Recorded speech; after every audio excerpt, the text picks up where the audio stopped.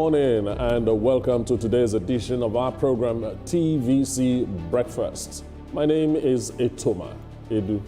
Good morning, Nigerian. Welcome to TVC Breakfast right here on the table today. Something making the rounds in the country. I know you want to hear what we have to say about that. Of course, we will tell you. My name is Nyesom Wike. Welcome to the program.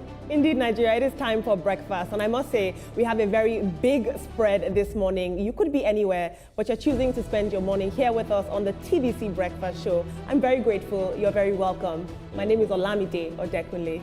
Good morning, team. Good morning, Olamide. It's good to have you again today. Blessed are thee among men. Among men. I love that our producer did not sandwich me between two men today. Oh, no. I'm on my own. I know you've always been on your own, actually, which is a good one for you. Yeah. How was your night? Oh, good. Did we all see the video that we're about to get into? Did we all watch it? Were we all flabbergasted I think I watched at the showdown? I watched it a zillion times on different platforms just to see different angles. That was just too funny. It was just too funny. Well, let's not let the rat out of the bag. Yeah, we'll have time to talk about that. That is what I call a wahala kasala palava. That sounds like tongues. Let's get right into this. Now, a confrontation erupted yesterday in Abuja's Gadua district as armed military officers allegedly acting on orders from a retired naval chief resisted efforts by the Minister of the Federal Capital Territory, Nyesom Wike, to halt work on a disputed parcel of land. Now, this incident occurred when officials of the FCT administration, the FCTA, arrived at plot 1946 in Gadua to enforce a demolition order on what authorities described as an illegal structure. However, the operation was met with stiff resistance from uniformed personnel stationed at the site. Tensions increased when Wike, accompanied by the FCT Commissioner of Police, Mila Dantawaye, and other senior officials, arrived at the location but were initially denied access by the armed personnel on ground. Despite attempts by the commanding officer, identified as Lieutenant A.M. Yerima, to prevent the minister's entry, Wike's security aides forcefully entered to enable him to inspect the site. Visibly angered by the resistance, Nyesom Wike described the incident as a clear case of land grabbing, vowing that the administration would not succumb to intimidation by any group, regardless of their power.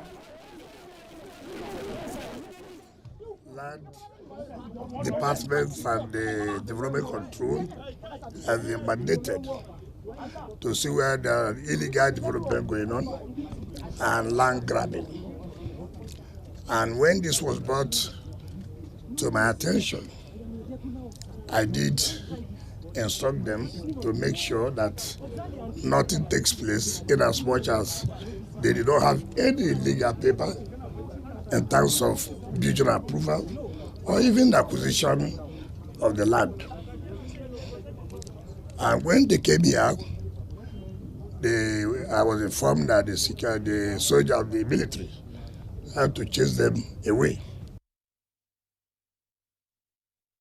Very interesting altercation right there. We saw the federal, Nyesom Wike, we saw him there going back and forth with a lieutenant of the, I believe he's a naval officer. Yeah. I believe A.M. Yerima. And he got a lot of, I wouldn't say praise on social media for standing his ground. He did mention that he was acting on orders, and it takes a courageous man to do that sort of thing. But if you ask me, I don't think that this was about, it was about land, but it shifted from that into power past power. It became an issue of authority. And the question now we should be asking is, where does the rule of law stand when power meets power? Where does the rule of law stand? It stands where it should stand, normally. Right? Law doesn't shift. And since we're talking about the rule of law, let us look at this situation from the perspective of the law. Land in Nigeria is under the purview of governors. And in this case, the FCT, Wike, is like the governor. So he has ultimate authority over anything that has to do with land within the FCT. And they reported to him that there's this building that's going on without documents and all that, which boils down to land grabbing. He sent his team the first time they went, and they were repelled, so to say, by soldiers. So he went himself. And unfortunately, the same thing happened. So the military, the naval officer, though he was a very courageous young man and also very cautious, did the wrong thing in the eyes of the law. But when we look at it from the military part of it, he had orders and he was following his orders. It was a very funny situation. It was a very annoying situation too. What annoyed me is that the Honorable Minister for the FCT was actually exchanging words with a junior officer in the Navy. He should be talking to the rear admirals. He should be talking to the big boys, not those guys. Me, Wike, if I was Wike, I go there, I see that young man and I see the stance he has, I will leave immediately. And then power will jam power after that. Nelson. Yeah. So there are three matters here. Let's take them one after the other. Number one, land. Everybody in this country knows that the FCT minister, Nyesom Wike, has been trying to correct the wrongs that has been in existence in Abuja for many years now, where heavyweights in Abuja just go, take lands as they please. I am the minister, or I am the whatever. I just allocate 2 plots, 10 plots to you, as my friend. You go have fun. Yeah. And that's what has been going on for many years now. And so the FCT minister, recognizing that revenue can be accrued from this, because that's what they have in the FCT, all right. Everybody who owns land, you need to come and present documents to show that this was legally acquired by you from the FCT. Some persons who do have that have been presenting those kinds of documents, and so they don't have a problem.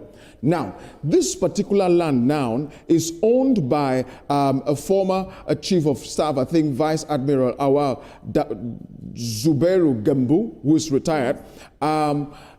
Because it is a land owned by a man of that caliber in the military, he then had to deploy some military uniformed men to go guard the land.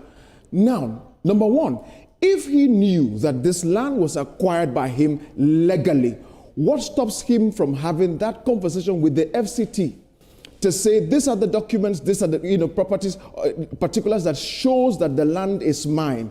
Why would it get to the point that the FCT minister has to come by himself? You heard from that video, he sent the team who normally go do these kinds of inspections, and the boys send them away. Number two, the military, should they be the ones coming to guard a plot of land, or outside the barracks? Because we need men in the field to conquer terrorism, and then we have uniformed guys standing here guarding an empty land. What the heck is that? Absolutely. Is that supposed to be their job? Yeah. And so that's the issue of land. On the issue of the FCT minister, Nyesom Wike, I don't think this looked good on him. If he eventually sent people who came here and they couldn't get access, he then finally came and saw what happened here. If I were him, I would walk away instead of having a conversation with somebody who is far my junior. Walk away, get to the man who owns the land or another senior authority, and that would have been settled off camera, and all of this madness we're seeing here. Then to the young man, the whole social media is giving him accolade as being, again, it shows the way we think in this country. They're giving him accolade for being able to stand up to the FCT minister who is Wike, bully, this one, that one. All those things are sentimental. Why should a former retired guy deploy uniformed men who are in active service to come and guard a land for him? And there he is standing and look, if I were the man, Nyesom Wike comes to me, I say, Oga, you can talk to my whatever at the top, and I walk away. I wouldn't have any kind of so on two sides, both of them were wrong for standing here to have this kind of altercation.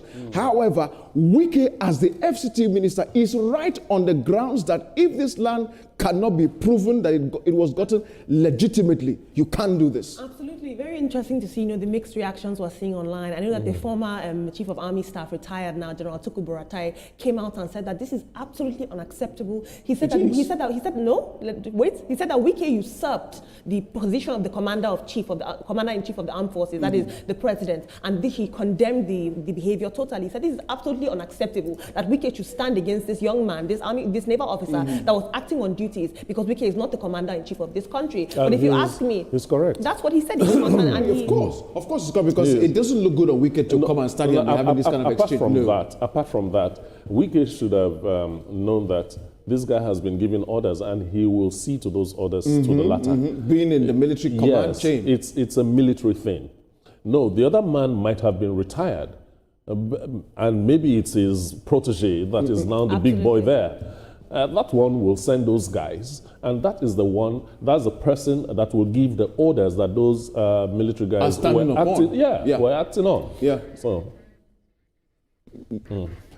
But again, Etuwa, we need to really correct this because a retired personnel gave an order. Exactly. Let's put that into context. He's retired and he gave an order, and active men in duty are reacting to that order. That's the point I am making. And against Nyesom Wike. These are serving officers. Yeah. If a retired person who is no longer wearing the uniform in active service could give this kind of order and they stand on it, then there's something that's still wrong. And so let's not be sentimental on the matter. There's a thing in the military that says once a general, always a general. Whether you are in active service or retired, you're still a general. But so why wouldn't the general give an order to somebody to go do something that is gainful? But the thing that worries me is the impunity around the whole point. of it. That's the point, is the impunity. Around the whole of it.